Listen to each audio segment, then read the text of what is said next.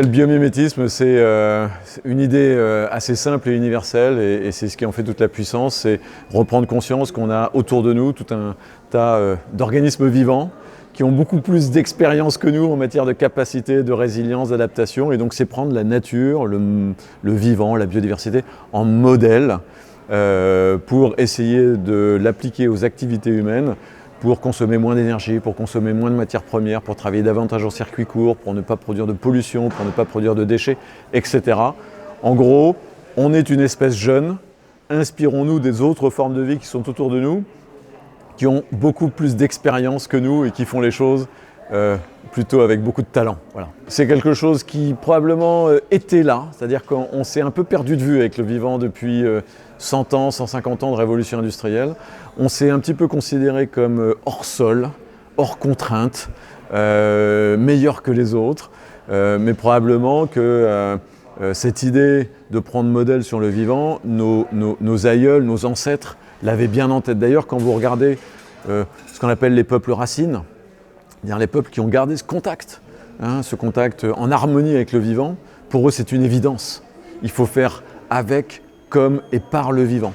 Nous, on s'en est un tout petit peu détaché. C'est pour ça qu'aujourd'hui c'est une redécouverte, mais en réalité on ne fait que faire remonter à la surface quelque chose qui est très préconscient. La nature est géniale, elle est belle, elle est puissante, c'est un super designer, c'est un super ingénieur, c'est un super logisticien. Et aujourd'hui, comme on a des nouveaux enjeux, eh bien, on redécouvre qu'on a autour de nous un modèle de développement durable. Mais c'est vrai que d'une certaine manière, ce qui est nouveau aujourd'hui, ce n'est pas le biomimétisme. Ça, c'est une vieille discipline. Ce qui est nouveau, ce sont nos enjeux et le besoin de nouvelles réponses. Et donc, on redécouvre que le vivant peut peut-être nous aider à trouver ces nouvelles réponses. C'est conseiller des entreprises, c'est conseiller des laboratoires de recherche qui parfois trouvent des idées, trouvent des choses, mais n'ont pas forcément conscience des applications qu'on pourrait en faire. Les groupes industriels, souvent, c'est la recherche et développement et la responsabilité sociétale ou le développement durable qui travaillent ensemble et qui cherchent des nouvelles voies, des voies un peu décalées, un peu décadrées, souvent nourries de pluridisciplinarité, c'est-à-dire que comment on met ensemble des ingénieurs, des chimistes, des biologistes pour penser autrement, pour regarder autrement un problème qui est posé sur la table. Et puis ça peut être aussi accompagner des porteurs de projets, des startups qui cherchent des débouchés.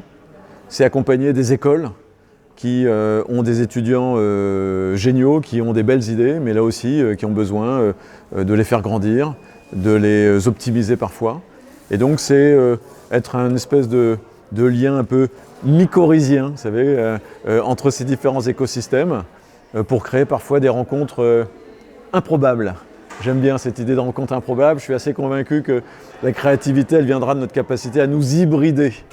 Et donc s'inspirer de la nature, c'est bien, mais il faut aussi s'inspirer des autres si on veut avancer. Aujourd'hui, l'humanité se rend compte qu'à force de maltraiter le vivant, elle se met en péril elle-même. C'est-à-dire qu'on va finir par mourir de tuer la biodiversité, d'une certaine manière. Et comme c'est de plus en plus des enjeux économiques, parce que même dans des industries comme la mode, le luxe, la cosmétique, etc., on ne s'en rend pas forcément compte, mais tout dépend de la biodiversité. Je veux dire, la source de valeur, elle vient de la nature, elle vient du vivant. Et donc aujourd'hui, il y a aussi un impératif économique à avoir de la vertu écologique.